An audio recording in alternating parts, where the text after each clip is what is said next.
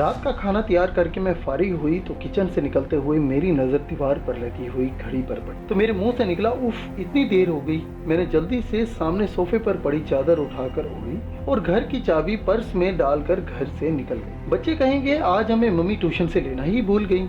मैं सोचती हुई तेज तेज कदमों से इनकी ट्यूशन के सेंटर की जानिब बढ़ गई। मम्मी आपने इतनी ज्यादा देर लगा दी। 7 साला रोहित शिकायती नजरों से मुझे देखते हुए बोला, जबकि 6 साला प्रिया भी मुंह फैलाए चल रही थी। मुझे इसका मुंह देखकर हंसी आ गई। अच्छा सॉरी बाबा, आइंदा ख्याल रखूंगी ऐसी गलती दोबारा नहीं हो। हम तब आपकी बात मानेंगे जब आप हमें सैटरडे को नानू के घर रहने देंगे। प्रिया रोहित की शर्त पर मैंने हंस कर हामी भर ली। जल्दी चलो, तुम लोगों के पापा भी घर आने वाले होंगे। दोनों का हाथ पकड़कर सामने वाली गली में दाखिल हो। ये रास्ता शॉर्टकट था, इधर से जल्दी घर आ जाता था। वैसे तो मैं रोड से ही घर जाती थी, ज्यादातर इस गली से गुजरते हुए उतराती। उफ मम्मी, ये कितना डरावना घर है, इसको देखकर डर सा लग रहा है। रोहित हाउस नंबर 450 को देखते हुए बोला, जो बिल्कुल अंधेरे में डूबा हुआ था। अजीब वहशत बरस रही थी। इसकी बात पर दोनों बच्चों को लेकर जल्दी से घर आगे बढ़ गई।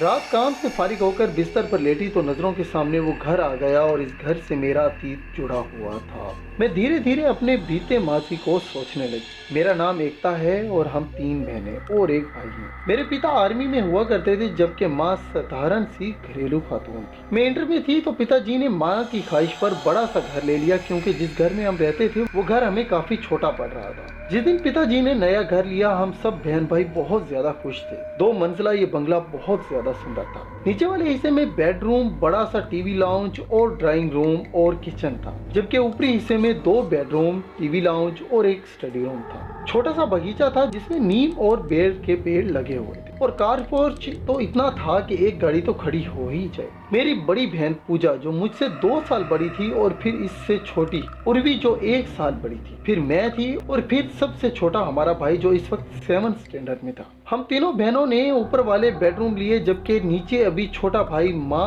और पिता के साथ ही रहता था। हम तीनों बहनें चूंकि काफी ज्यादा डरपोक हैं, तो हम एक साथ एक बेडरूम में सोती थी। जिस दिन हम शिफ्ट हुए इस दिन काफी ज्यादा थकन हो गई थी। रात गए तक सामान वगैरह समेट कर फारिग। बाकी का काम अब कल कर लेना, अब जाओ और तुम लोग भी सो जाओ। कहानी से फारिग होते हुए माँ बोली तो हम तीनों बहनें ऊपर आकर लेट। थकन इस कदर थी कि लेटते ही नींद आ गई। अभी सोए हुए ज्यादा देर नहीं हुई थी कि मुझे नींद में ऐसा लगा कि बाहर कोई दरवाजा बजा रहा है। मैंने उठकर दरवाजा खोला तो सामने काली बिल्ली खड़ी मुझे घूर रही थी। इसको देखकर मेरी चीख निकल गई। मेरी चीख पर मेरी बहनें घबरा कर उठ गई। क्या हो गया, सब खैर तो है? पूजा ने मेरे पास आकर पूछा। तुम बिल्ली से डर गई? तो इसने हैरत से बिल्ली को देखते हुए कहा और मैं शर्मिंदा होकर वापस बिस्तर पर आकर लेट गई। सैटरडे की रात हम तीनों बहनें रात गए तक जागकर बातें करते रहीं। यही कोई रात के 2-3 बजे होंगे।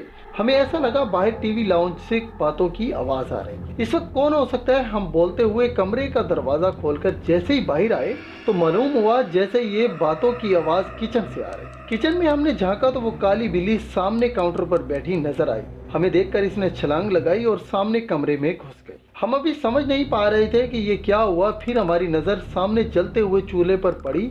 ऐसी खुशबू आ रही थी जैसे कुछ पक रहा हो। पूजा ने आगे बढ़कर चूल्हा बंद किया। हम तीनों ही घबरा गए थे। इस बात का जिक्र हमने अगले दिन माँ से किया, जिस पर वो उल्टा हमें डांटने लग गई कि जल्दी सोया करो। संडे मेरी चची अपनी फैमिली के साथ हमसे मिलने आ गई। रात देर तक वो अपने घर गई तो नीचे टीवी लाउंज में रखे तख्त पर बैठे हम तीनों बहनें और माँ बातें कर रही, जबकि पिताजी और अभी सोने जा चुके थे कि अम्मी की नजर टीवी लाउंज पर जाती सीढ़ियों पर पड़ी। अरे एकता बेटा, ऊपर देखो, कोई बच्चा रह गया है। चची के छोटे छोटे बच्चे थे। काफी शरारती से माँ को लगा कि कोई बच्चा ऊपर रह न गया हो। माँ की बात पर हमारी नजरें भी ऊपर की ओर जाती सीढ़ियों पर उठी तो दीवार पर छोटे बच्चे की परछाई दिखाई दी। मैं उठकर ऊपर जाकर देखने लगी, मगर वहाँ कोई भी नहीं था, जिस पर मैंने खौफजदा होकर जल्दी से नीचे आ गई। जब मैंने माँ को बताया कि ऊपर कोई नहीं तो अम्मी भी चुप सी हो गई। हम सभी हैरान थे कि जब ऊपर बच्चा ही नहीं था तो वो परछाई किसकी थी। कुछ दिनों बाद बात आई गई हो गई। हम सब घर वालों को कजन की शादी में मुंबई जाना हुआ।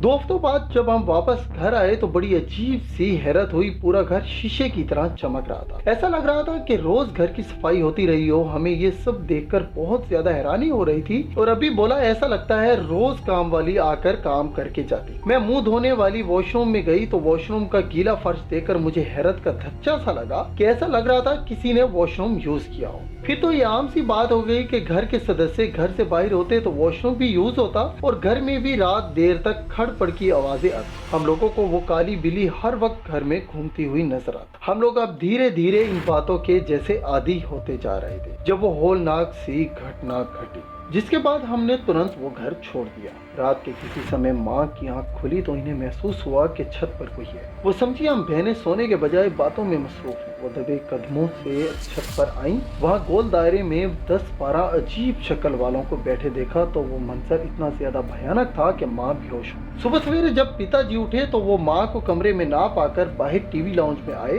और माँ को सीढ़ियों के पास गिरा हुआ देखकर जल्दी से उठाकर कमरे में ले गए। होश में आने पर माँ ने रात वाली भयानक घटना के बारे में बताया तो पिताजी ने तुरंत फैसला किया कि ये घर ही छोड़ देना बेहतर है। इससे पहले कि कोई बड़ा नुकसान होता हमने वो घर ही छोड़ दिया। आज इतने साल बीत जाने के बाद भी सोचो तो खौफ की सबसे लहर हमारे शरीर में तोड़ जाती कि हम 6 माह जिस बिल्ली को मानते रहे वो असल में एक जिन था, एक चुड़ैल थी और एक आत्मा थी।